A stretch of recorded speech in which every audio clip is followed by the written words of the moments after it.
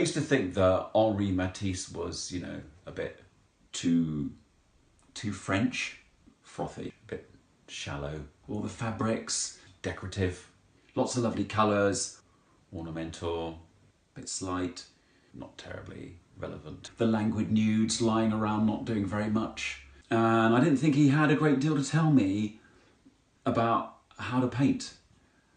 How wrong I was. He's the dude. While he called Pablo Picasso the boss, Picasso called him the magician. And rightly so, because he could sculpt with colour. And that is what this workshop is going to be all about. And I'm starting with this book, my sketchbook. Absolutely my favourite book. If you're going to be an artist, you got to act like one, and you need one of these, and you need to fill it. And this one is full of my life drawings, and you never know when one of these drawings is going to come in useful. And this one here is going to be very useful today, because I am going to sculpt with colour in the manner of very French, very frothy, very shallow Henri Matisse.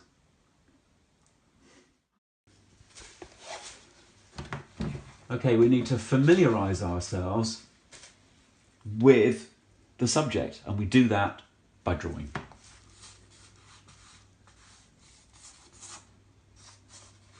And the great thing about this drawing is I'm going to rub it all out when I've done it.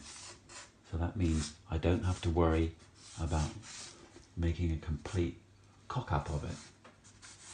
I'm free to make the marks I want, because I know my drawing is going to disappear.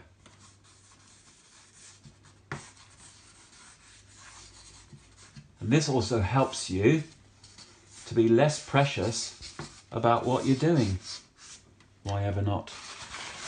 Goodbye, drawing.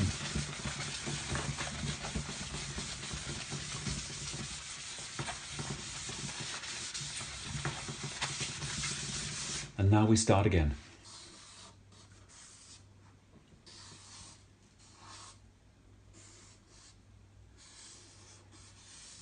So now I'm refining my drawing, because I know, having already made mistakes with it, I know where the lines should be going.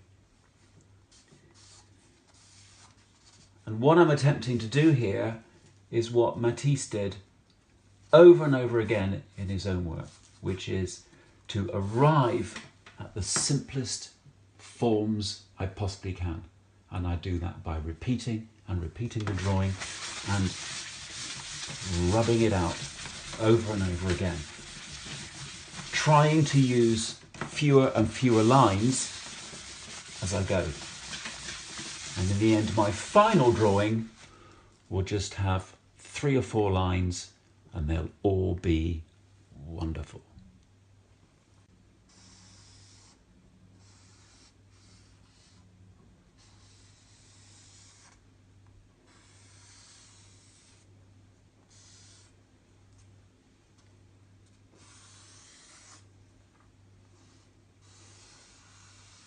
I want to get a left leg on, but it keeps on coming off the paper leg. Oh dear.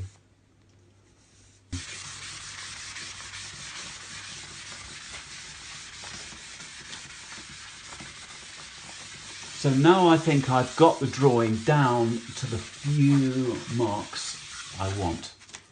Let's see. I'm working on now a continuous line. I know where it needs to go.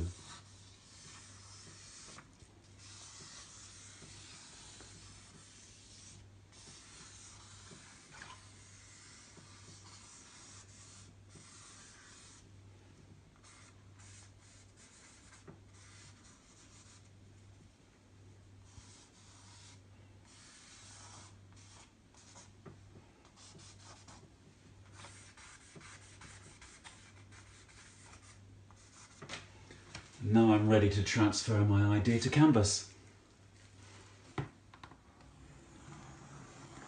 Okay, now I'm squaring my drawing up, putting a grid on it so that I can transfer it relatively accurately to my canvas. I'm using these golden acrylics. Look, they're so buttery, almost like oil. Look at this one. This is Hansa yellow. Look at this one. This is quinacridone magenta. That is good enough to eat. Face it, it is, isn't it? So this is a thin ground of Hansa yellow. Big brush.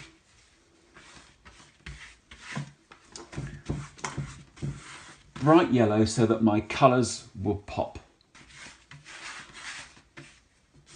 And then when I've done this, I can sit back and watch paint dry.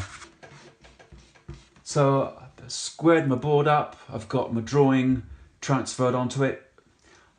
I should have used charcoal, I think, instead of the pencil, because the transfer was harder to do than I thought, and now I can't remove some of the extraneous lines I've made, whereas if I'd used charcoal, look, I could have just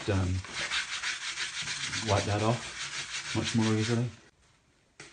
So I'm going to mix up my background colour now using white and this phthalo green blue shade. It'll give me a beautiful almost turquoise colour.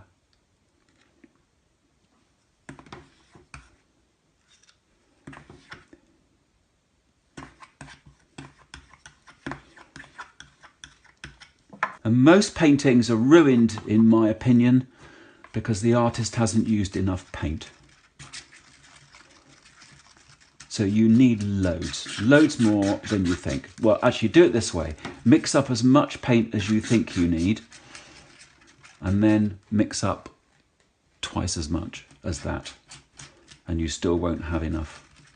And you'll see also that if you buy good quality paint, then you don't need to use so much.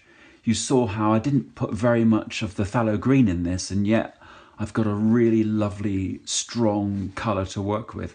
That's because it is very highly pigmented. So it's a false economy to buy the cheap stuff, folks. Let's mix some more of that up. Big brush. Keep that paint moving.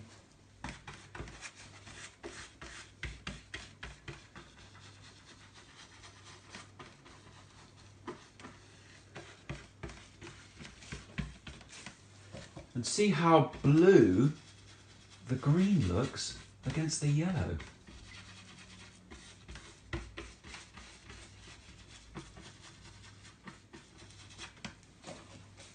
And you can go over the edges, you're not painting by numbers.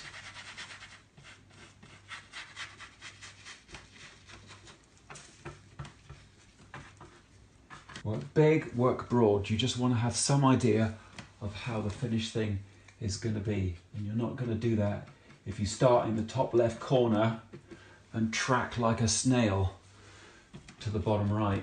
You need to work very broadly, very quickly, so you've got the big picture, and you want to keep the big picture in mind all the time.